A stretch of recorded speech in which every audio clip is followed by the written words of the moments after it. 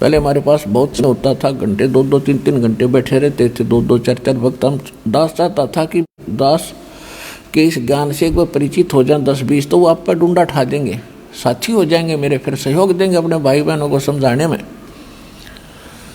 तो मैंने उसको समझाया कि गीता का ज्ञान किसने बोला? वो कहता श्री कृष्ण ने बोला। नहीं, यह सारी ये बात उलट हो रही है। यदि इतना सिंपल ये अध्यात्म ज्ञान होता तो सारे पार हो जाते आप।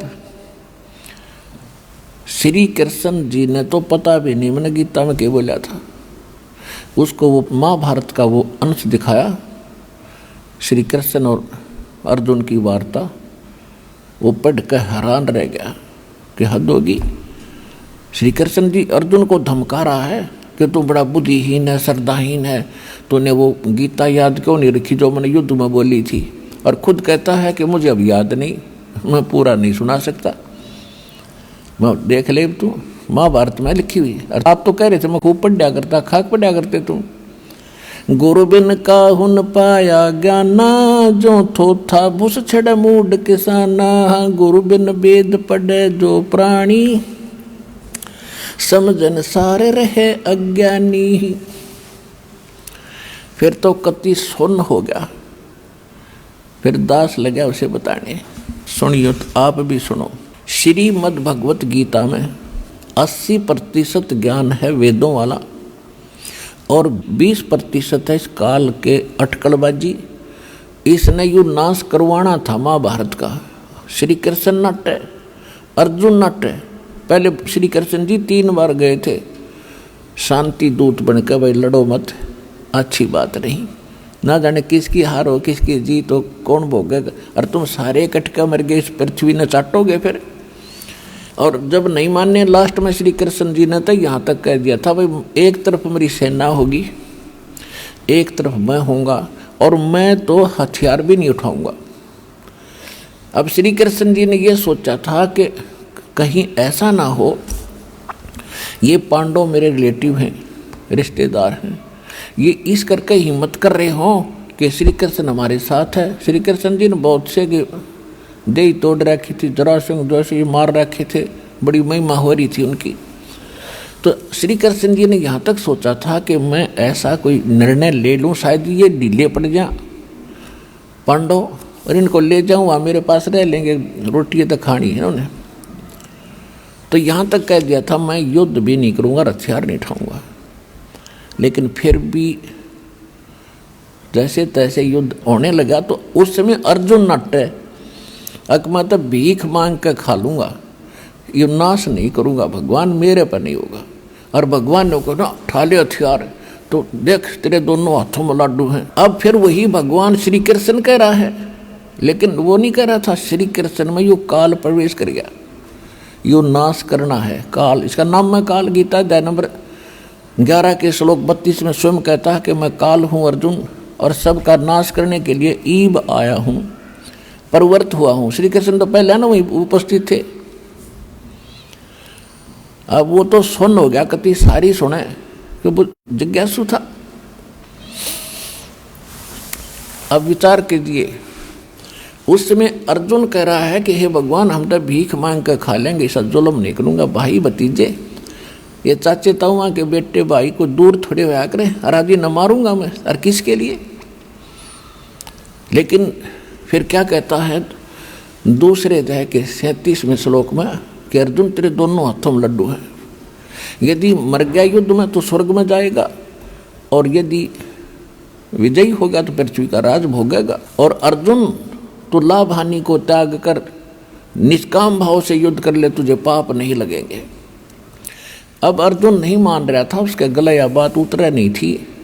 उसने भगवान को अध्यात्म ज्ञान में उलझा दिया कि शायद इसकी बुद्धि बदल जाए, वो मेरे को इतना प्रेरित कर रहा है।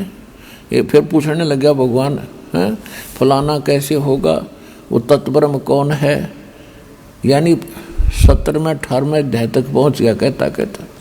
जब उसने 11वें अध्याय में अपना विराट रूप दिखाया और कहा ये है मेरा असली रूप, अर्जुन जैसे योद्धा कांपन लग गए उसके रूप ने देख के। तो खाक भगवान जिसके रूप तो डर लग गए, वो तो काला था और काल ने पूजा करते हम। लास्ट में अर्जुन ने डरते ने हाँ भर दी, समझ गया इसके उद्देश्य को। वो तो श्री कृष्ण ही मान रहा था कि श्री कृष्ण युद्ध करवाना चाहे है, और मन ने मना कर दिया। इसने फिर वो रूप दिखा दिया, मेरा तो हार्ट अटैक हो जाएगा। तो डरते न हाँ भर ली, महाराज मैंने सारी बात समझ ली और आप जो कहोगे वो ही करूँगा। ठालिया लठ हो गया नाश। महाभारत का युद्ध समाप्त हुआ, कौरवों की हार हुई, पांडव विजयी हो गए।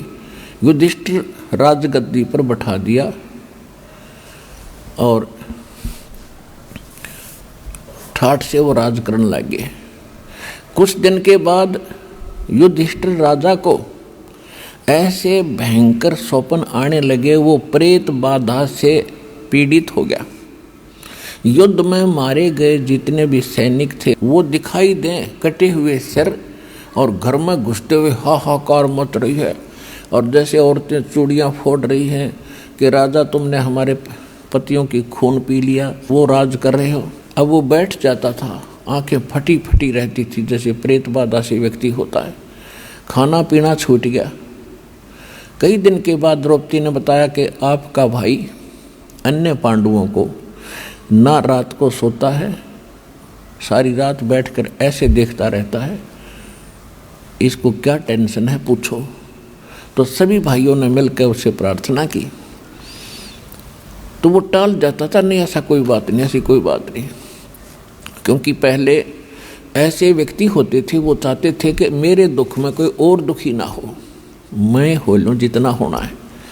लेकिन फिर भी उन्होंने ज़्यादा आग्रह किया तो उन्होंने बताना पड़ गया कि मुझे ऐसा लग रहा है जैसे अपने घर में सिर कटे हुए धड़ ऐसे चले हुए आ रहे हैं और हाहाकार मच रही है और मेरा दिल कांपने लग जाता है। औरतें चूड़ियाँ फोड़ती मुझे नजर आ रही है। अब श्री कृष्ण जी इन पांडवों के धार्मिक गुरु भी थे, तो कोई भी दिक्कत आती है अपने धार्मिक गुरु के पास ही जाकर उसका समाधान किया जाता है। तो पांचों पांडव रथ लेकर और पहुंच गए द्वारका में। श्री कृष्ण जी से कारण जानना चाहा।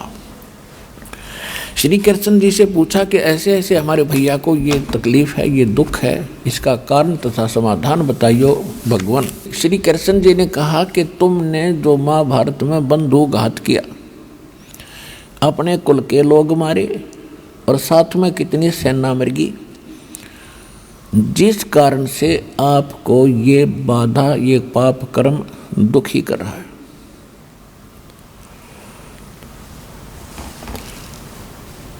तो उस समय अर्जुन को एक बहुत जबरदस्त झटका लगा कि कमाल की बात होगी, जब महाभारत के युद्ध होने से पहले मैं मना करूं था भगवान, मैं नहीं युद्ध करता, और अर्जुन का मना कर देना युद्ध खत्म हो जाना था।